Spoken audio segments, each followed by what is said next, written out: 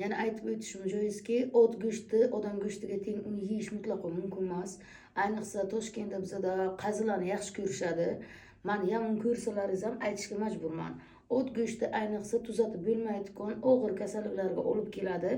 Ana shu maxluqot mavjudotni ichkari jonlaringizga olib kirganingizdan keyin azoblaringizga, dardlaringizga shifo topolmay qiynalib qancha o'lib ketayotganlar bor. Asosiy Parkinson kasalligining sababi o'shandan kelib chiqadi. Echki go'shti ham xuddi shunday, issiqlik bo'lgani bilan g'uborni ko'taradi. Tanadagi g'ubor ko'tarilsa kasalliklar ko'tariladi. Ot go'shti ham xuddi shunday.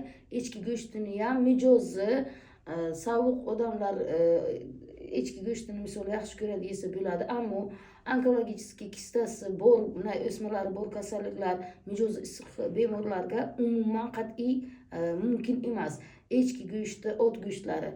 Chunki u o'smalarni tez rivojlanib, odamni tez halokatga uchratishga podpitka beradi sushnislarga, ichidagi yovuz, yakson, sarson energiyalarni kuchaytiradi, ularni oziqlantiradi. Shu uchun buni aytishga majburman. Bizlarga obuna bo'ling, o'zingizni asrang, dori darmonga ehtiyoj qolmasin.